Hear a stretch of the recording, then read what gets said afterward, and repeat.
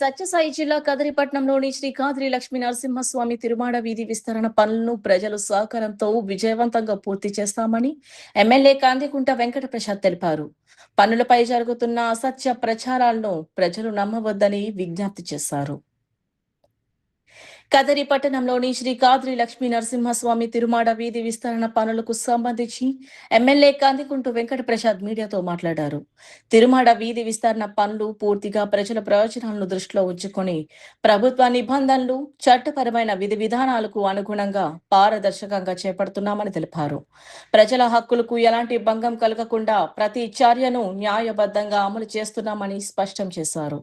శ్రీ కాద్రి లక్ష్మీ నరసింహస్వామి తిరుమాడ వీధి విస్తరణ పూర్తయితే ఆలయానికి వచ్చే వేలాది మంది భక్తులు, యాత్రికులు, స్థానిక ప్రజలకు ట్రాఫిక్ ఇబ్బందులు తగ్గి మెరుగైన రవాణా సౌకర్యం అందుబాటులోకి వస్తుందని తెలిపారు.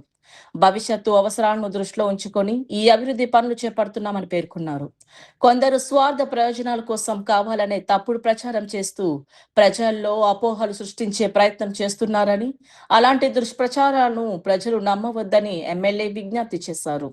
తిరుమాడ వీధి విస్తరణ పేరుతో ఎవరైనా డబ్బులు అడిగినా లేదా తప్పుడు హామీలు ఇచ్చినా నమ్మవద్దని, ఎలాంటి ఆర్థిక లావాదేవీలు చేయవద్దని సూచించారు. ఏవైనా సందేహాలు ఉంటే సంబంధిత అధికారులు లేదా ప్రజాప్రతినిధులతో నేరుగా సంప్రదించి వాస్తవాలు తెలుసుకోవాలని కోరారు. రాజకీయ విమర్శలను ప్రజలు పెద్దగా పట్టించుకోవాల్సిన అవసరం లేదని, మేము మాటలతో కాదు చేతులతో అభివృద్ధి చేసి చూపిస్తామంటూ ప్రజలు సహకారంతో శ్రీ కాద్రి లక్ష్మీ నరసింహస్వామి తిరుమాడ వీధి విస్తరణ పనులను విజయవంతంగా పూర్తి చేసి కదిరి పట్టణాన్ని మరింత అభివృద్ధి చెందిన ఆధ్యాత్మిక క్షేత్రంగా తీర్చిదిద్దుతామని ఎమ్మెల్యే కందికుంటు వెంకట ప్రసాద్ స్పష్టం చేశారు. అనవసరమైనటువంటి విష ప్రచారాలు నమ్మి డబ్బు తగిలేసుకోవద్దండి, టెన్షన్ పడొద్దండి. ప్రశాంతంగా జరుగుతుంది ఈ కార్యక్రమం. ఇది ఊరి కోసం చేస్తున్నటువంటిది. ఏ వ్యక్తిగత లాభాపేక్ష పెట్టుకోనో రాజకీయ లాభాపేక్ష పెట్టుకొని చేసేటువంటి కార్యక్రమం కాదు. ఇది అందరి కార్యక్రమం ఇది. కాబట్టి వీటిలో ఏవైనా అవాస్తవాలు కానీ పుకార్లు కానీ మీరు దయచేసి నమ్మొద్దని చెప్పేసి కోరుతాను. చట్టబద్ధంగా న్యాయబద్ధంగాని పదే పదే చెప్తున్నాం మీకు. చట్టబద్ధంగా చేసే కొన్ని పద్ధతులు ఉంటాయి, న్యాయబద్ధంగా ఆలోచన చేసి కొన్ని ఉంటాయి.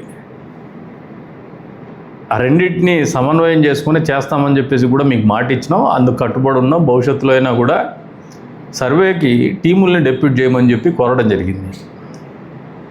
అసలు ఎక్కడ మనము ఎంత రోడ్డు విస్తరణ కార్యక్రమం చేపడతానో దాంట్లో స్టేక్ హోల్డర్స్ ఎవరు, వాళ్ళకు ఇవ్వాల్సినటువంటి ఏదైనా నష్టం కానీ నష్ట పరిహారాలు కానీ ఎంత మేరకు అవసరాలు ఉంటాయి అనేది ఆలోచనది ఒకటి ఎవాల్యుయేట్ చేసుకోవడానికే సర్వే టీముల్ని డెప్యూట్ చేస్తున్నాం.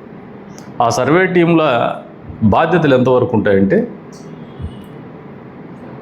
విషయ సేకరణ, సమాచార సేకరణ, గ్రౌండ్ లెవెల్లో ఎంత మేర మనం వెడల్పు చేస్తున్నాము, సెంటర్ లైన్ ఏంది, దాని నుంచి అటువైపు ఇటువైపు ఎంత మేర విస్తీర్ణం చేస్తాం, విస్తీర్ణం వెడల్పు చేసినప్పుడు మీకు ఎంత మేర ప్రైవేట్ ఆస్తులు కోల్పోయేటువంటి పరిస్థితులు ఉన్నాయి, ఎంక్రోచ్మెంట్ ఎంత ఉంది, ఇది మేము అసర్టైన్ చేసుకోవడానికి చేస్తున్నటువంటి కార్యక్రమమే కానీ ప్రజల్ని ఇబ్బంది పెట్టి చేసేటువంటి కార్యక్రమం కాదని సవినయంగా మీకు అందరికీ కూడా తెలియజేస్తున్నాను. ప్రజాప్రతినిధిగా నన్ను ఎన్నుకున్నారు. మీరందరూ సంతోషంగా ప్రభుత్వం మీ హక్కుల్ని కాలరాయకుండా లేదంటే అధికార దుర్వినియోగానికి పాల్పడకుండా నడుచుకోవాల్సిన బాధ్యత ప్రజాప్రతినిధిగా నా మీద ఉంది. దానికి 100% కట్టుబడే పని చేస్తా అని చెప్పేసి మీకు అందరికీ కూడా మాటిస్తున్నాం. కాబట్టి అనవసరంగా డబ్బులు తగిలేసుకోవద్దండి, టెన్షన్ పెట్టుకోవద్దు.